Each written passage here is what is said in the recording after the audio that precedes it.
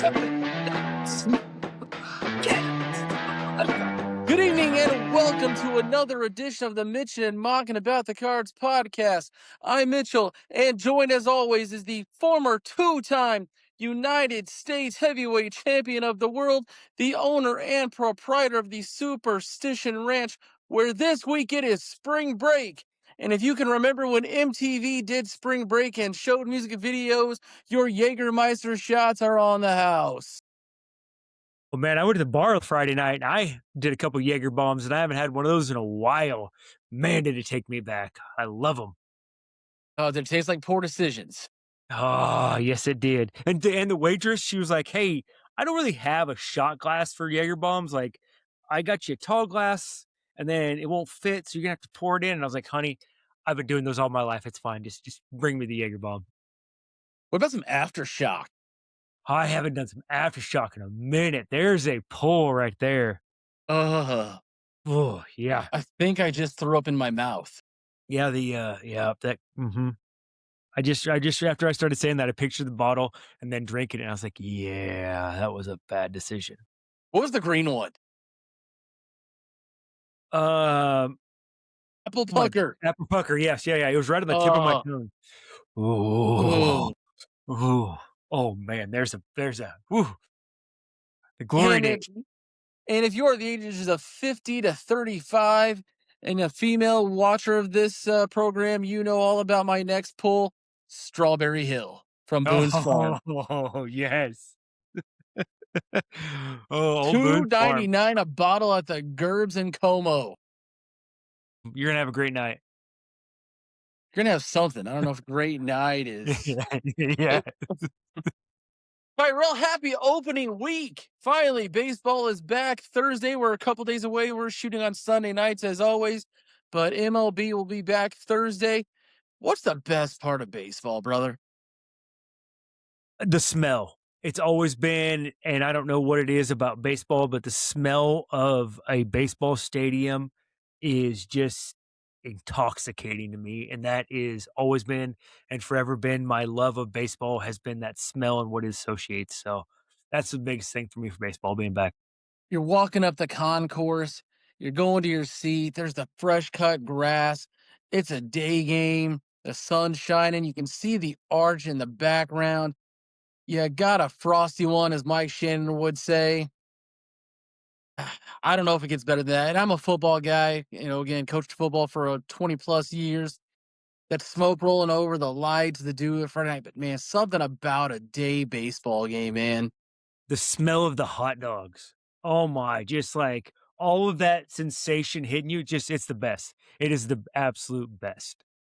And you don't get that when you go to a college football game. You get the bands and stuff like that. You don't get that with the NFL. You certainly don't get that walking into an NBA arena. You only get that with baseball. There is not poems written about football or basketball.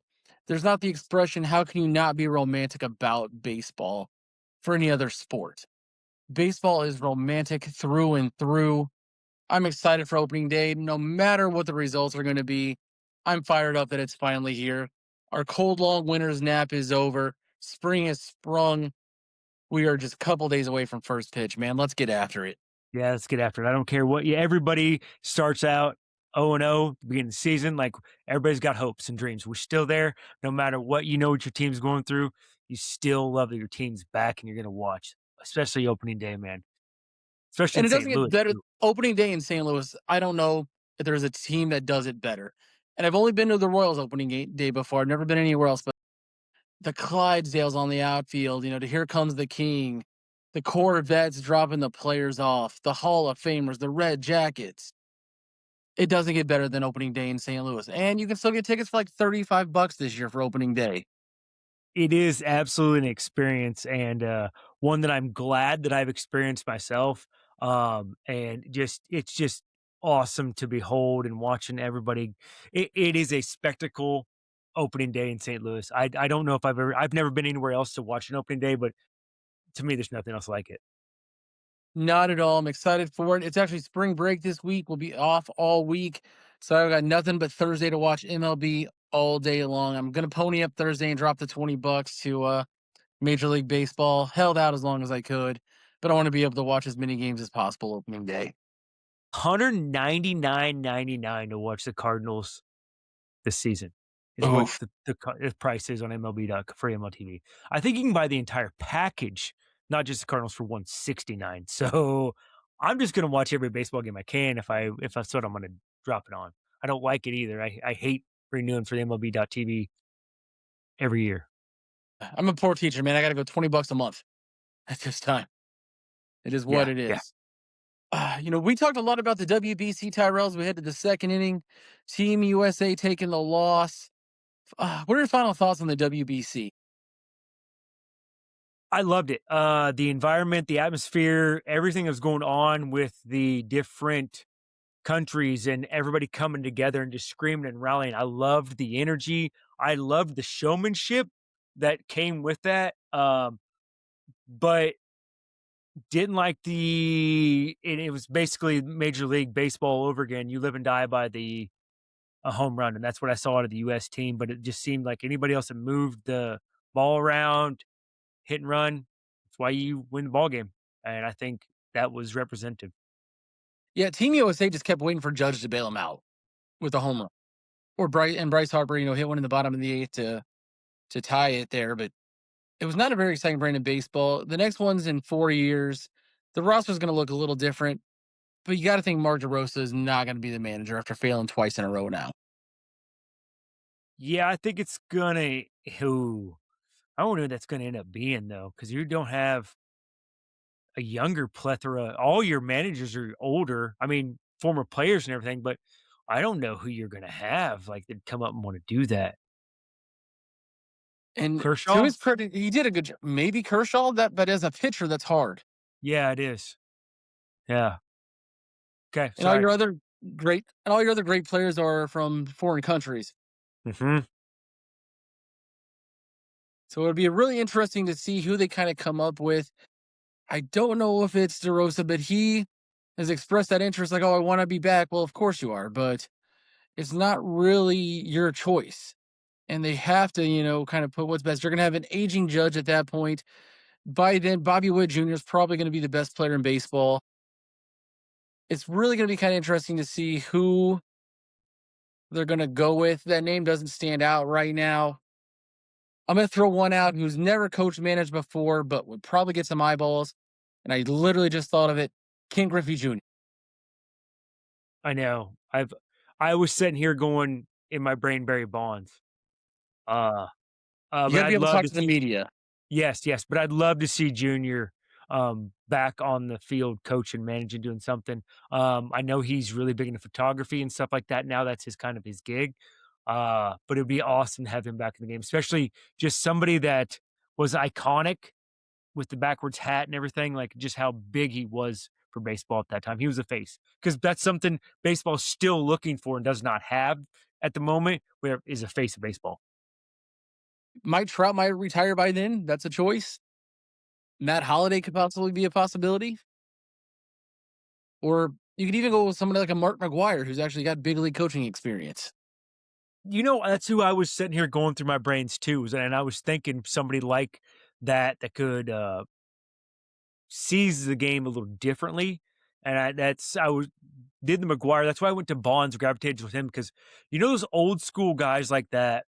I guess you can call them old school guys. They have a different way of looking at the game that could probably be taught down to this generation pretty well because they just see the book game different than analytics. And some of these kids nowadays are about feel too. My only thought on Dwight Jr. would be good. When you look at, Pujols' team, which was absolutely loaded, and the fact they didn't get to the finals is astounding to me. Pujols was better than all of them at his peak, in my opinion. He was a superstar of superstars.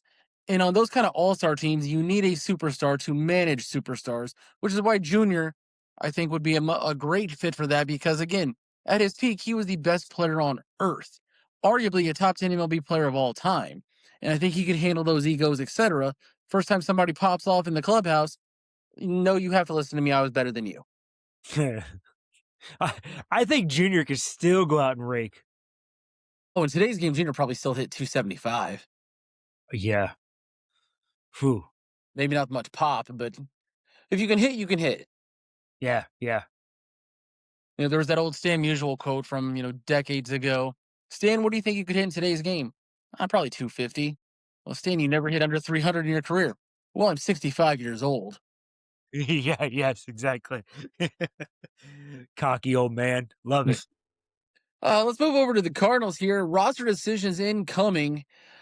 Two parts to this one, Tyrell. First of all, it comes down to really, you got three guys for two spots, and Jose Ferman, probably Nathan Church, as well as Thomas Sajasi. Now, Sajasi, of course, was playing with Team Italy in the WBC. He only had 19 spring at bats. I may put him back. Ferman hit okay, little versatility. And then you have a true backup center fielder in Church, which may give him the nod. Who out of the two out of the three, who's going to get the spot? And they don't have to make that roster decision until I believe after Tuesday night's game against Memphis. I think Sajasi gets it. I think they see a lot of potential in him, and I think they like Church as well. They gave him that run there at the end of the year last year. They've always given Fermin a little bit of run here, but I think that's why they signed Urias. I think Urias is going coming north with a team, and Fermin's going to Memphis to be He's that versatile guy. He's out of options, right? he's out of options. He would have to pass through waivers.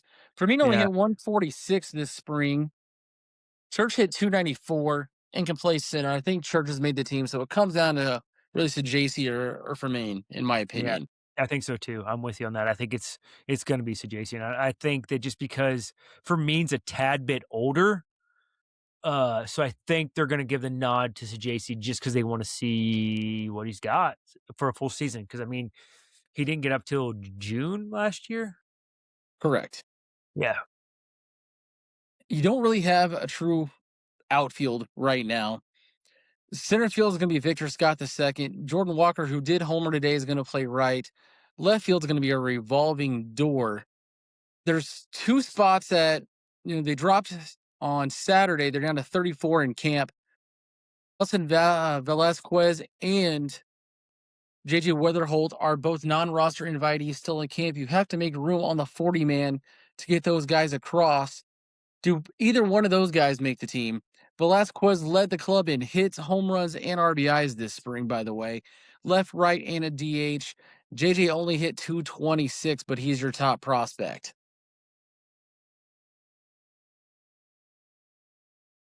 There's not a chance in hell. No, you know what? It's Cardinals. I'm gonna say that. I'm not gonna say that. It's the Cardinals in their rebuild mode.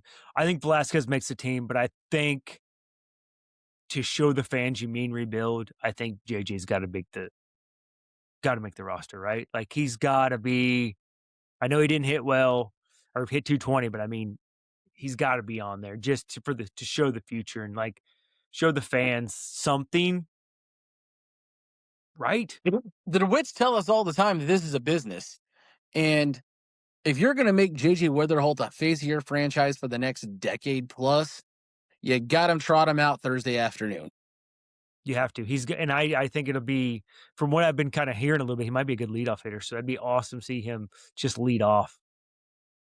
You roll should JC or Fermain out there at second base.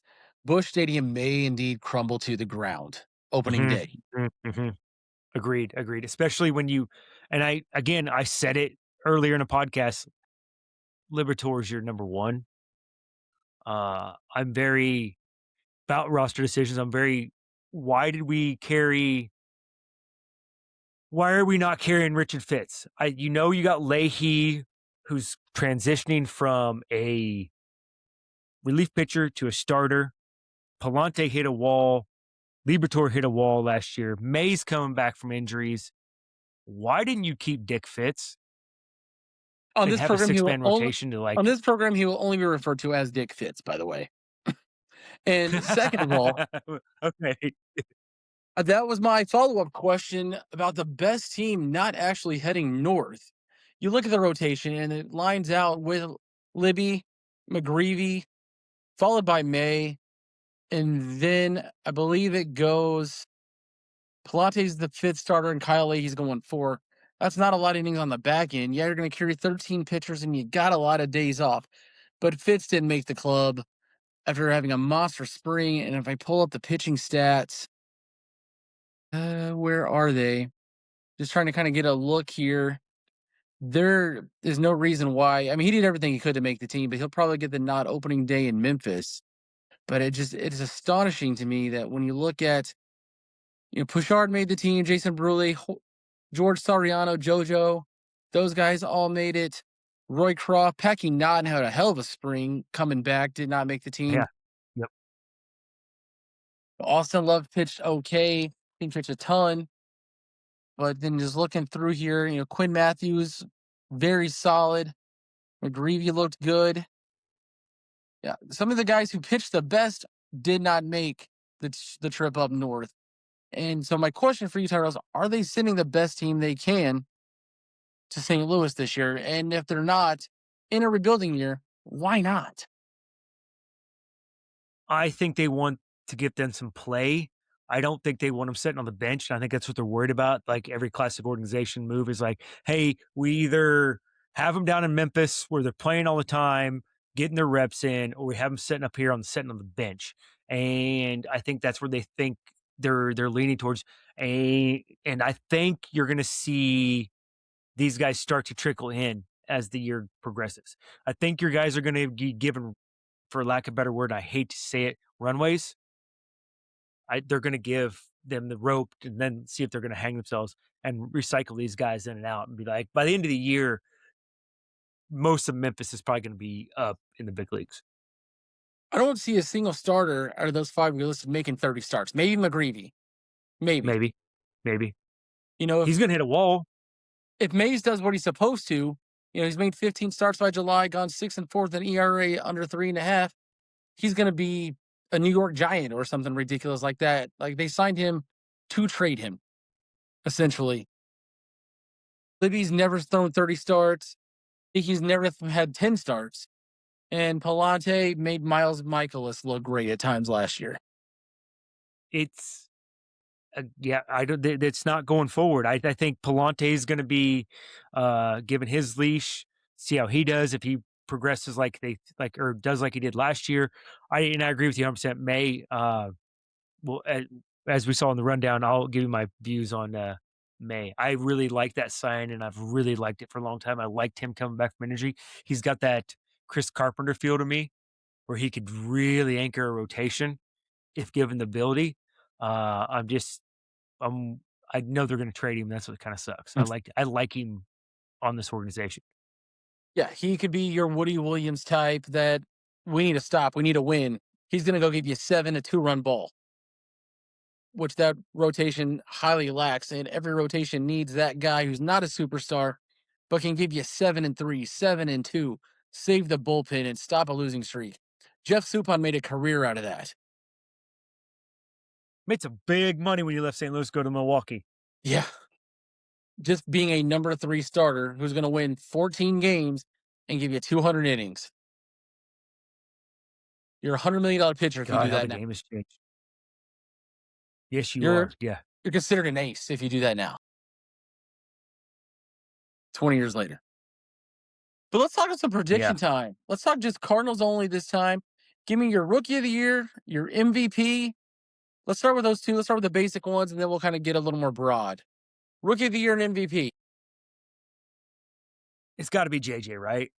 I mean, I want it to be my guy Baez, but they already sent him down, so it's got to be Weatherholt. I hope it is. I'm excited to see him. I don't care that he's not going to hit great and going to have to go through his ups, ebbs, and flows and learn another game. I don't care. St. Louis Cardinal baseball has been lackluster for so long that I need to see some excitement. I think JJ is going to bring that for me because I have some faith that he could be good. If not, hey, whatever. I tried. My team MVP, and this is where I'm going to throw you right here. It's going to be Victor Scott. They're going to let him off his leash, and he's going to steal some bags a la Vince Coleman style. He's going to be your one to watch this year, and I think he's going to take off. Ooh, I like both of those. Yeah, my rookie of the year, I'm going to go different, even though I like JJ a lot. And I think everybody who bleeds Cardinal Red is praying he becomes Bobby Witt Jr. in the next 5 years. Hmm. I'm going to go with Dick Fitz. He's going to make 15 starts and he's going to win 8 ball games.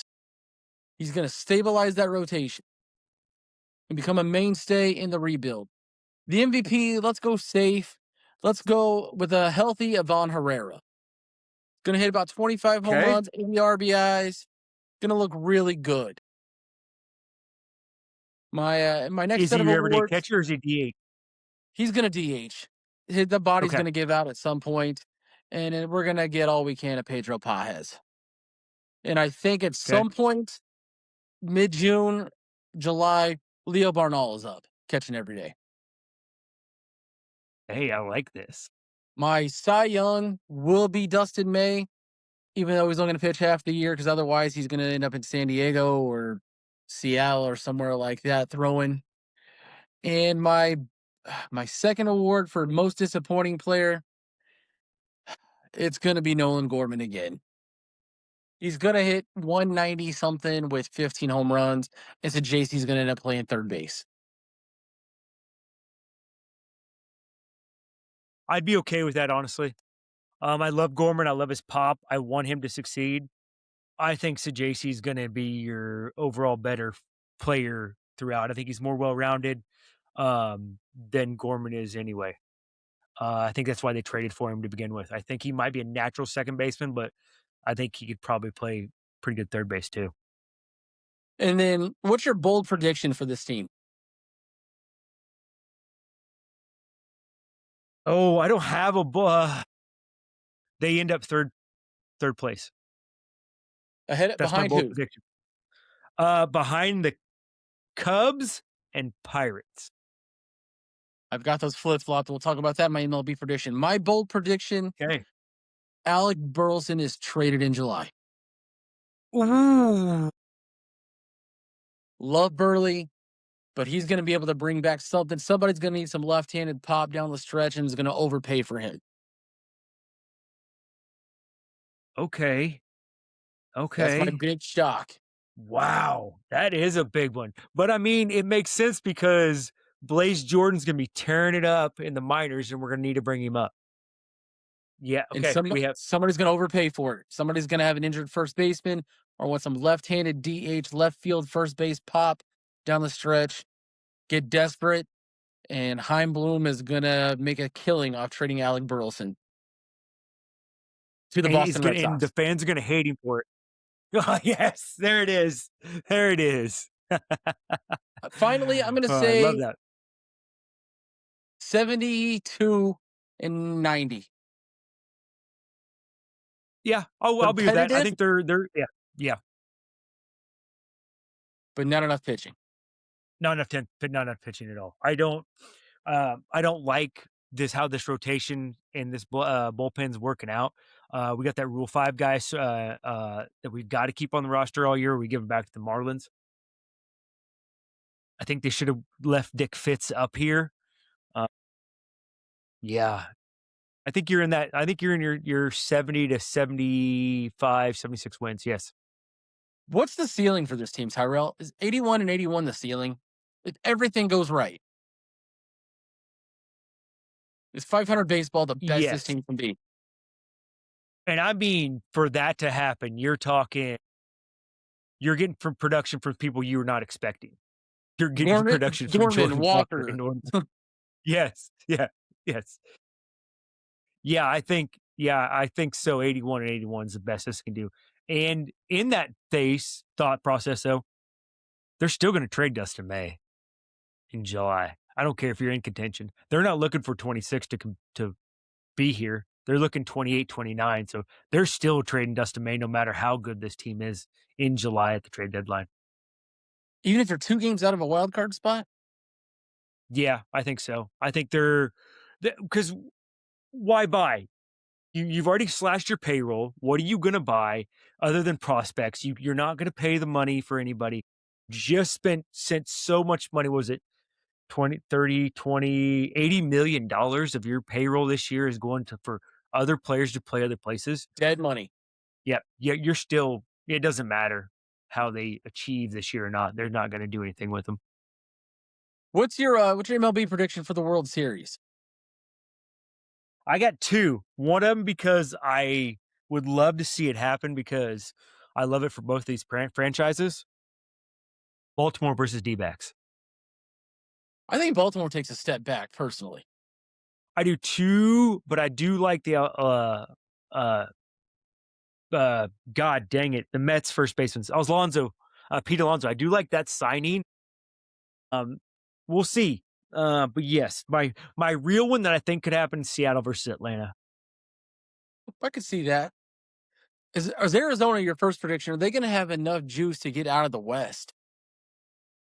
I think they're going to come out as a wild card. They're going to do exact same thing they did last time to get the World Series. They're going to fight and claw, and they're just going to get hot. And they've got those style players that can do that too. What's the vibe on Nolan Arenado on Arizona Sports Talk Radio right now? Best shape he's ever been, bullshit, or is it not a lot? Not a lot. They're like they know he's at the end. They know he's a good baseball guy. He's bringing some experience to the clubhouse. Like it's nothing like exciting. They're not woohoo. We got an Arenado. Oh, we'd have loved him 7 years ago. What is your one bold prediction? Oh, my World Series prediction before I get ahead of myself. Give me the New York Mets, which will come in my bold prediction, against the Kansas City Royals. The Royals are an aggressive team. They'll whatever they need as far as the market wise, they'll go get at the trade deadline. They've got a budding superstar. They've got solid pitching. They've got a top catching prospect in Cam Jansen. Cam Jensen. The Royals are going to be sneaky good this year. The Royals are going to sneak into the World Series. Give me a Michael Walker World Series and win. I'm down for that. That's my crazy MLB prediction. The Dodgers getting knocked out in the playoffs. But what's your bold prediction? Like, what's the one that we can look back on in the 3 months from now and like, hey, we were right, or man, we were way wrong. The Pittsburgh Pirates make the playoffs. I don't think they're that far off. I don't think they are either. And I think that some people are selling them short on that because they're perennial losers. And I think they're going to actually be better than you think they are. And that owner's been catching a lot of flack lately about being cheap. So I think he's going to maybe make a move at the deadline to put him over the top. And they've got the prospects to kind of acquire whatever they need. Skeens is going to give you 30. They've got, another guy behind him. Is it Bubba Chandler, who I think Yep. is Yep. going to be the next super? So you're going to get 60 starts out of those two cats. That's at least 40 wins right there. You can sneak across another 50 somehow. And then they just sent down Connor Griffith, their number one prospect. So they're going to let him simmer for a bit. They've got some talent in Pittsburgh. I'm kind of excited to see what they come to. My bold prediction: the New York Mets trade for Tarek Skubal, which pushes them over the World Series. Detroit's having a contract 30. issue with him. He wants to test free agency. The Mets have got the money to go get him. The prospects. That's going to push the Mets over the top in the NL. Dirty. I like that. Ooh. Ooh. Trade deadline's going to be Okay. nuts this year. Yeah, because nobody cares. They know they're not playing baseball next year. So Oh, you're that's going to see dirty. I like that. stupid stuff thrown around. I like that. Hell yeah. Okay. All right. That'll be fun. I'd like that. Let's hit a couple fun topics. So here's $40. We're going to go to Bush. What are you going to buy with that $40? What's the best ballpark food inside Bush Stadium? If I'm going to Bush Stadium, it's a bacon wrapped hot dog and a cold Bud Light. I mean, you can't go wrong. I mean, that's $40 right there, but a bacon wrapped hot dog is just with all the fixing, barbecue sauce, those onions, oh yeah, just the best beans. It's great. That's where I'm going first and foremost. Give me a Oh, bratzel. A ooh, brat wrapped in a pretzel bun at the stadium. uh, I'm gonna blow your mind here. Not a brat guy. That's weird. Not into brats. I don't like them. The flavor, the just not never have liked them. As a man who knows his phallic shaped foods, like I'm kind of shocked by that. hmm I've tried several brats trying to get in there and see if I like them. Just none of them resonate with me. Maybe do a little more experimenting and kind of find something that tastes good in your mouth. Yeah, I need to tickle a little bit. That always tends to work. The T-Ravs at Bush Stadium are great as well. Can't go wrong there. And of course, anything inside of a helmet tastes good. My daughter had that ice cream out of a helmet while we were there. Was They it do heavy? donut holes at Busch Stadium inside of the helmet. That's pretty solid. That is solid. I like that. Nachos in a helmet. Kansas City does those like pulled pork nachos in a helmet, There you go. There you go. and you get I'm a in that. souvenir afterwards. I mean, it's a win-win It is. that you can wear during the game if you want, depending on how many Bud Lights you've had. But it's always gonna be several for me. Several, one an inning, especially the way this team's going to pitch. But Getting yeah, excited. did I send you that text last year when I was at the game? It was a Labor Day game, and I said I drank more beers than the Cardinals had hits. And I was like, this is ridiculous right now. Which I believe was two I hope I at don't. the time. Yeah. Yeah, I think it Absolutely was, insane. yes, yes. And it was the 6th inning. We're getting excited for baseball. So, what's your favorite baseball movie? You can only pick one. No rundown. One baseball movie. Major League.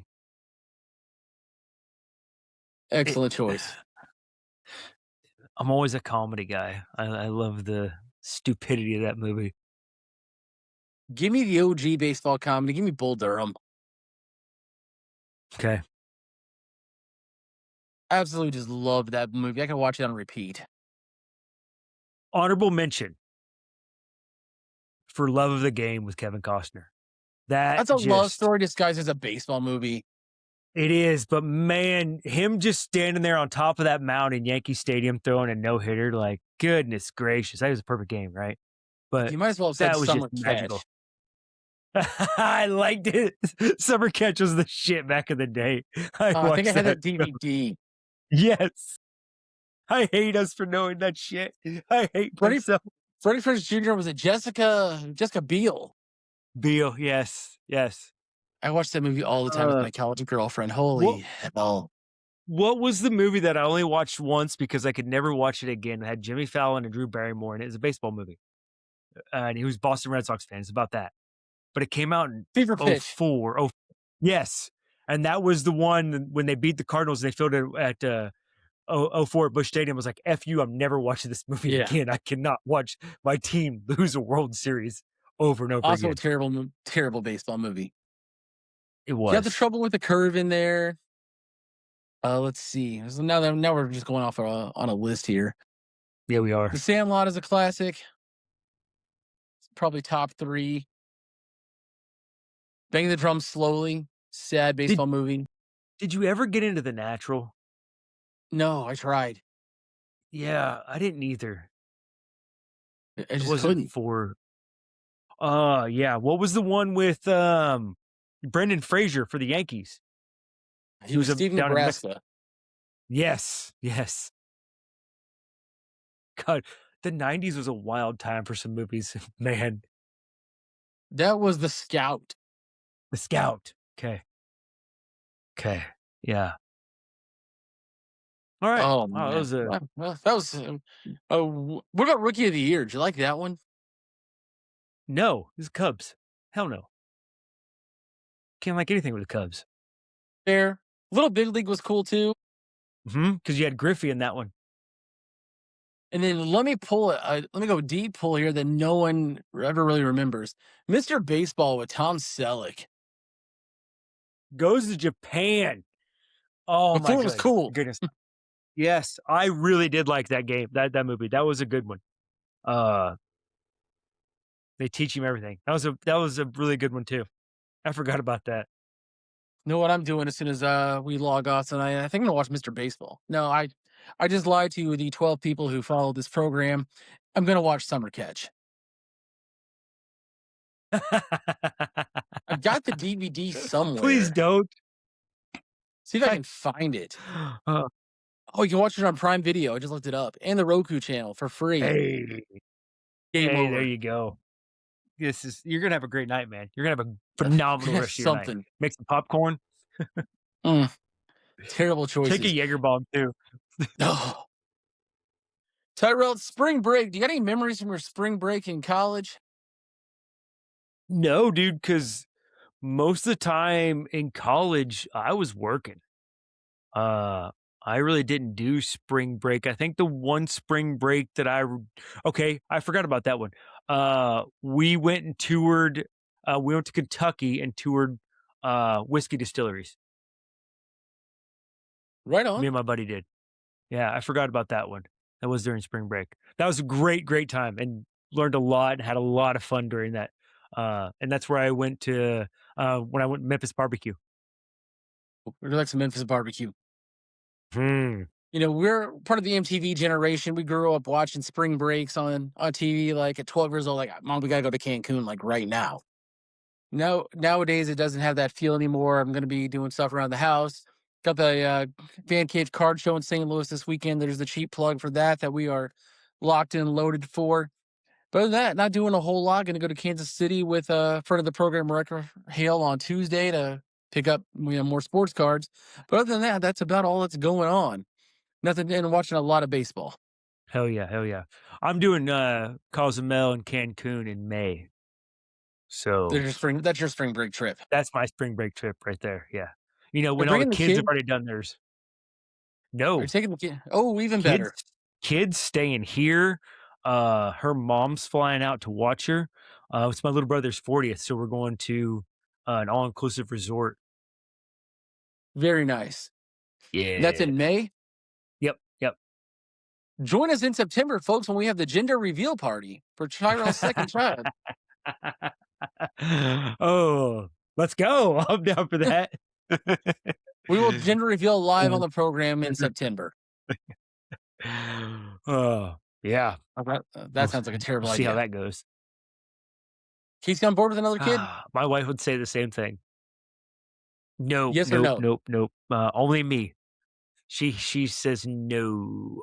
No, no, no. I Well, do not want to be pregnant again. you slipped one past the goalie the first time. It shouldn't take a couple tequila bombs. Problem solved. In like Jaeger. Flynn. Yeah.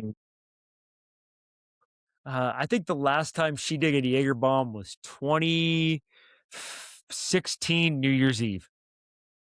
That was the last Jaeger bomb I remember Casey taking. Literally a decade ago. Yeah, yeah. I remember exactly where we were because we took a fucking picture of it. We drunk drove and poured it in my truck before going to the bar. We don't condone that, folks. No drinking and driving. Yeah, yeah, don't drink and drive. Wow. It's not We'll good. cut Don't that do from the show. it. Yeah. Opening day is Thursday at 3 o'clock. We'll probably be back around 8 p.m. to go ahead and recap opening day with a Mitch'nandMauck'n short hop. For the mouth of the West, Tyrell Mock, I am Mitchell Jenkins, and we will see you Thursday night with an opening day recap.